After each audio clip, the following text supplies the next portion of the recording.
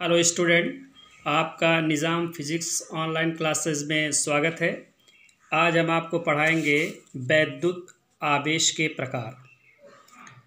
तो वैद्युत आवेश दो प्रकार का होता है। धनावेश। धनावेश क्या होता है?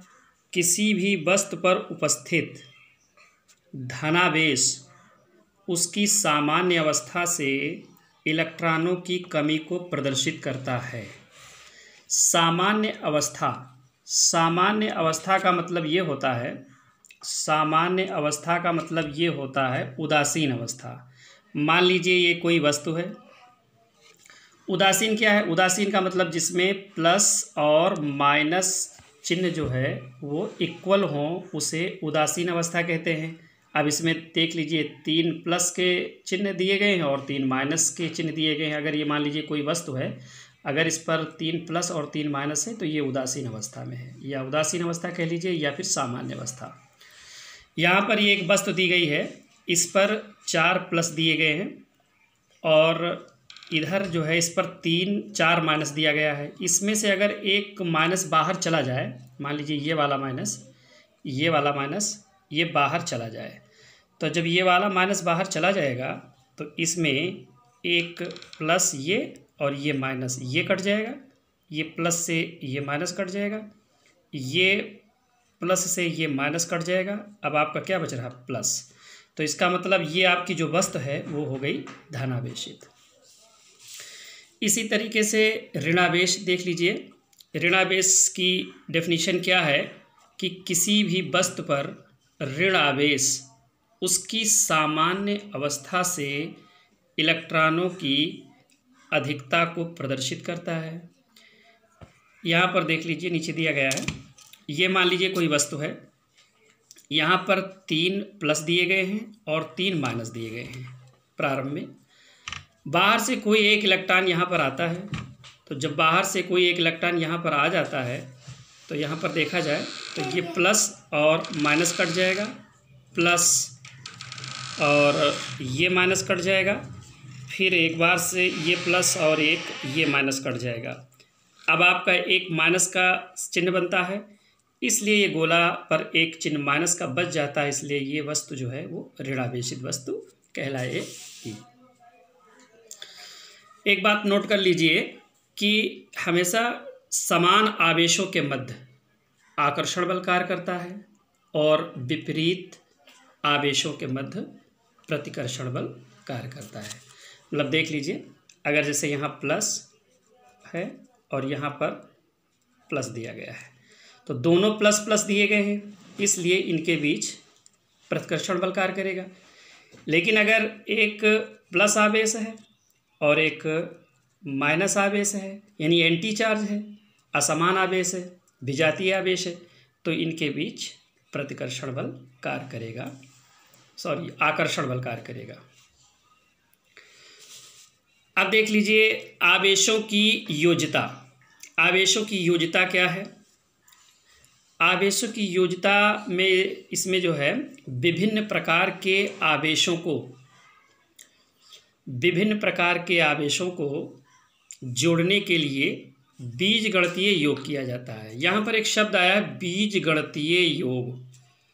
बीजगणितीय योग किसे कहते हैं? बीजगणितीय योग में जब किसी भी राशि को जोड़ा जाता है तो वहाँ पर चिन्हों के साथ जोड़ा जाता है।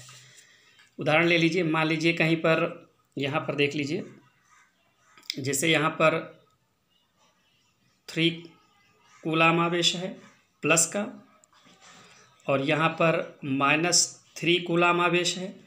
अगर अब इनको ऐड किया जाएगा तो एक तो हो गया +3 और ये हो गया प्लस और इधर हो गया माइनस, तो ये हो गया आपका +3 और ये हो जाएगा आपका -3, तो ये प्लस और माइनस कट जाएगा तो हो जाएगा 0।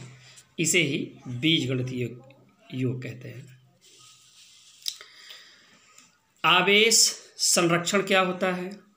आवेश संरक्षण क्या है या आवेश संरक्षण का नियम क्या है? आवेश को ना तो उत्पन्न किया जा सकता है और ना ही इसे नष्ट किया जा सकता है। जैसे मान लीजिए एक वस्तु ये है और ये एक दूसरी वस्तु है।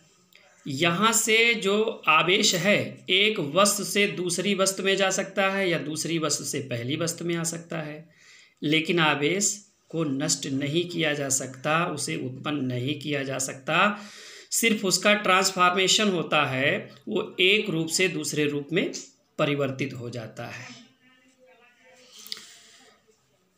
आवेश का क्वांटमीकरण क्या है? क्वांटमीकरण क्या है देख लीजिएगा। वैद्युत, ये प्रश्न बहुत इंपॉर्टेंट है बोर्ड परीक्षा के लिए, ये क्वेश्चन एग्जाम में आ सकता है, आया भी है कई बार, देख लीजिए।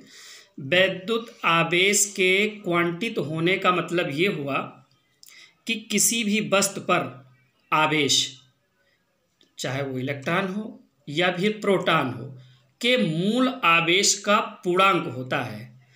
यानी जितना भी आवेश होगा वो एक पूर्ण गुणज होगा, अर्थात पिंड पर आवेश सतत रूप में नहीं बदलता है, बल्कि पैकेटों के रूप में अलग होता है। गणितीय रूप में किसी भी पिंड पर आवेश Q बराबर प्लस माइनस NE होगा, जहाँ पर मान लेते हैं N इक्वल टू मान लेते हैं 1, 2, 3 इस तरीके से। यानी किसी भी वस्तु पर कोई भी आवेश बटे में नहीं हो सकता है। जैसे कहीं पर लिखा हुआ है मान लीजिए 3E, इतना तो हो सकता है, लेकिन अगर लिखा हो 4/5E, ये किसी भी वस्तु पर ये वाला आवेश नहीं हो सकता है। यानी कहने का मतलब ये है कि किसी भी वस्तु पर जो भी आवेश होगा, चाहे वो इलेक्ट्रॉन पर आवेश हो, चाहे वो प्रोटॉन पर आवेश हो, उसका एक पूर्ण गुणज होता है, मल्टीपल होता है।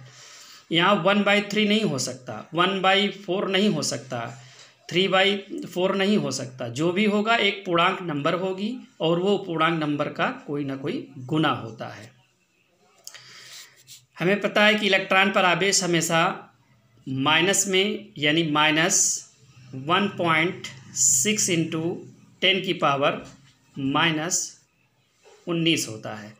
और यहीं पर अगर प्रोटॉन होता तो प्रोटॉन पर आवेश जो है माइनस की जगह पर प्लस होता है। अगला टॉपिक देख लीजिए, बहुत इंपॉर्टेंट प्रश्न है, कूलाम का नियम क्या है? ये एग्ज़ाम में पूछा जाता है, कई बार पूछा गया है। कूलाम का नियम क्या है?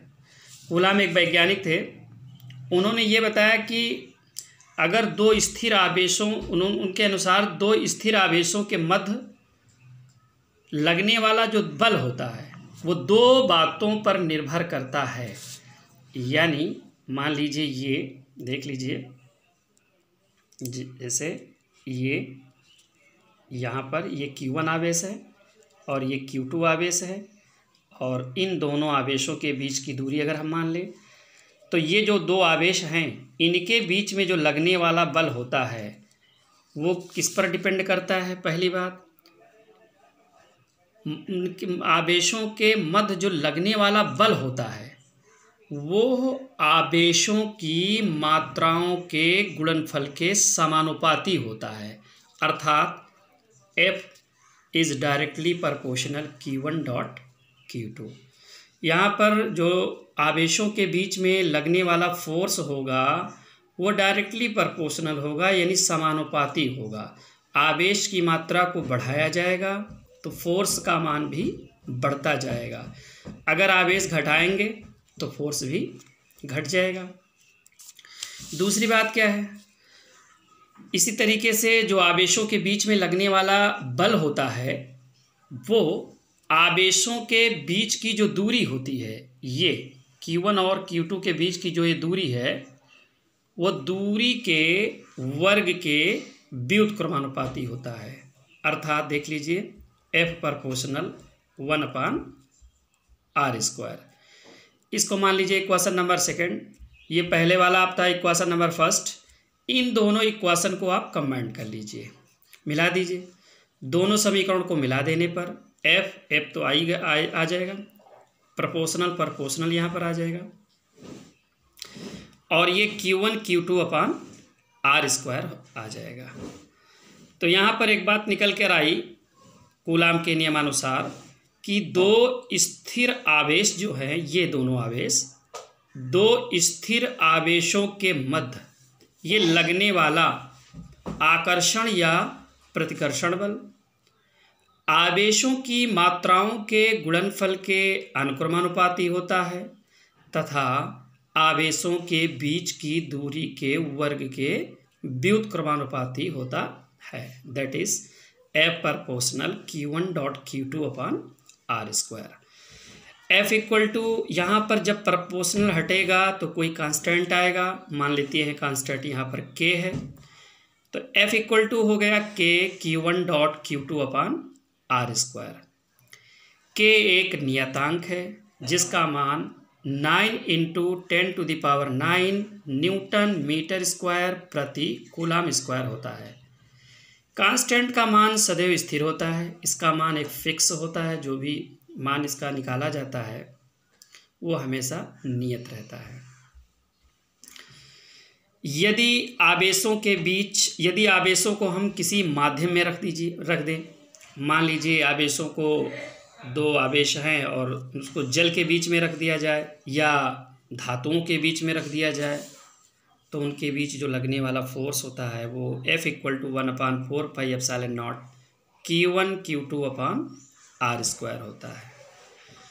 यहाँ पर 1/4πε0 की जो वैल्यू होती है वो इसी 9 × 10⁹ न्यूटन मीटर स्क्वायर प्रति कूलाम स्क्वायर के बराबर होती है।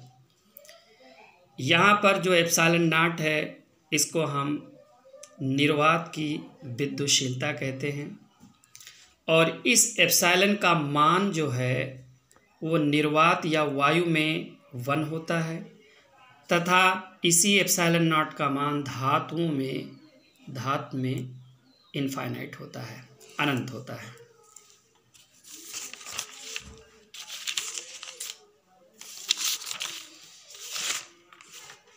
अब आइए इसी कूलाम के नियम पर आधारित एक क्वेश्चन एग्जाम्पल ले लेते हैं।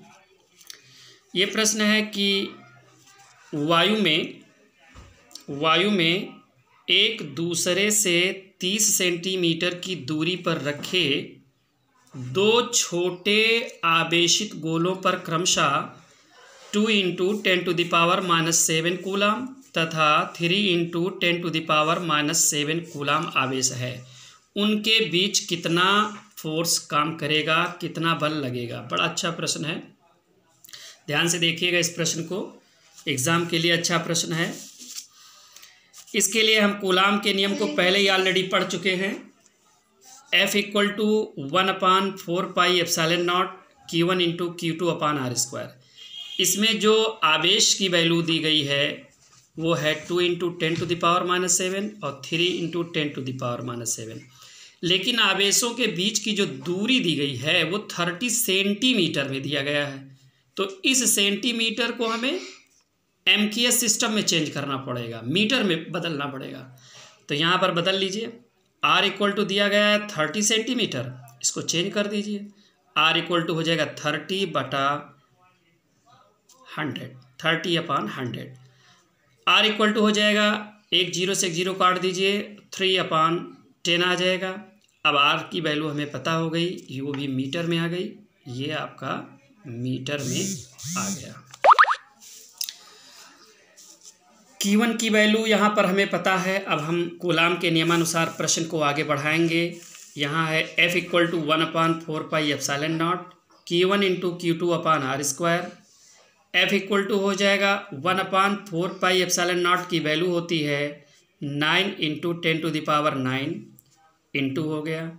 यहाँ पर Q1 लिखा है, Q1 की वैल्यू प्रश्न में दिया गया है 2 × 10⁻⁷, यहाँ पर उठा के रख देंगे 2 × 10⁻⁷ इंटू Q2 की भी वैल्यू दी गई है 3 × 10⁻⁷, वो भी उठा के रख देंगे और R² लिखा गया, R की वैल्यू अभी हमने निकाल लिया है 3/10, वो 3/10 यहाँ पर रख देंगे।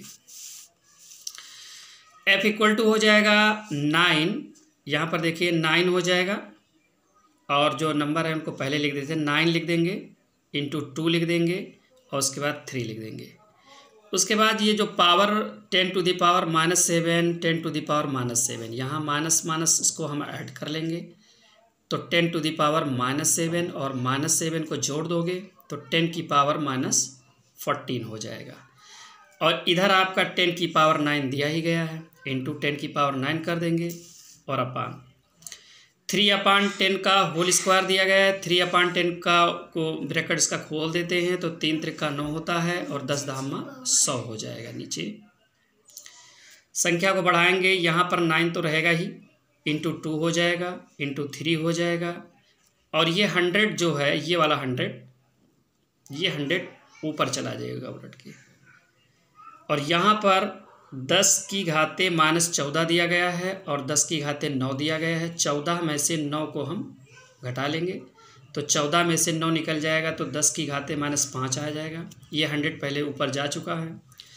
अब यहाँ पर 9 नीचे दिया गया है और 9 ऊपर दिया गया है। 9 को 9 से कैंसिल आउट कर दीजिएगा, F = हो जाएगा 2 को 3 से मल्टीप्लाई कर लीजिएगा, गुणा कर दीजिए, 2 3 6 आ जाएगा। 10⁻⁻5 है ही है, और यहाँ पर 100 लिखा है, इसको पावर के रूप में लिख लो।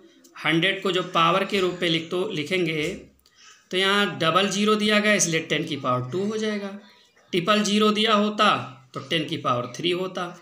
इसी तरह जितने भी जीरो होते हैं वो 10 का पावर उतना ही हो जाता है।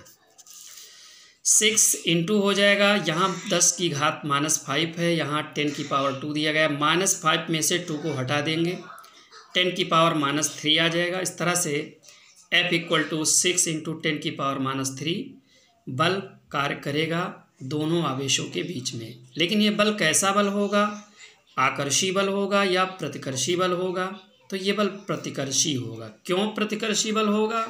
क्योंकि प्रश्न में पहले ही दिया गया है यहाँ पर 2 इंटू 10⁻7 एंड 3 इंटू 10⁻7। इसके पहले भी प्लस है, इसके पहले भी प्लस है, यानी आवेश जो है सेम है, समान है। और जब आवेश समान होता है तो वहाँ पर हमेशा प्रतिकर्षी बल कार्य करता है। इसी पर आधारित एक एग्जाम्पल और ले लीजिए। यहाँ पर 2 बिंदु आवेश दिया गया है, QA = 3 माइक्रोकूलम है और QB बराबर दिया गया -3 माइक्रोकूलम। निर्वात में एक दूसरे से 20 सेंटीमीटर की दूरी पर ये स्थित हैं। अब इन्हीं दोनों आवेशों के बीच में कितना बल कार्य करेगा ये हमें ज्ञात करना है। सीधी सी बात है। इसमें प्रश्न को ध्यान से देख लीजिए। इस एक टाइप का प्रश्न, एक प्रश्न में पहले बता चुका हूँ, दूसरा यही टाइप का है, थोड़ा सा चेंज हल्का सा। यहाँ पर QA = 3 माइक्रोकूलम ही है, तो QA = हो जाएगा 3 माइक्रो को हमें चेंज करना पड़ेगा। तो 1 माइक्रो में 10⁻6 कूलम होते हैं, तो यहाँ ये चेंज हो गया। इसी तरीके से QB बराबर -3 माइक्रोकूलम है, इसको भी चेंज कर देंगे, -3 हो गया। माइक्रो को चेंज कर देंगे, 10⁻6 आ जाएगा।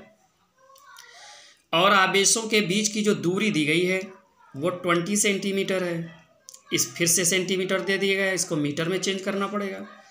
मीटर में चेंज करने के लिए इसको 100 से डिवाइड करेंगे। 100 से डिवाइड करेंगे तो 1 0 से 1 0 कट जाएगा, फिर 2 से काट देंगे, 2 1 2 5 6 10, 1/5 मीटर आ जाएगा। फार्मूला इस्तेमाल कर लेंगे कूलाम के नियमानुसार।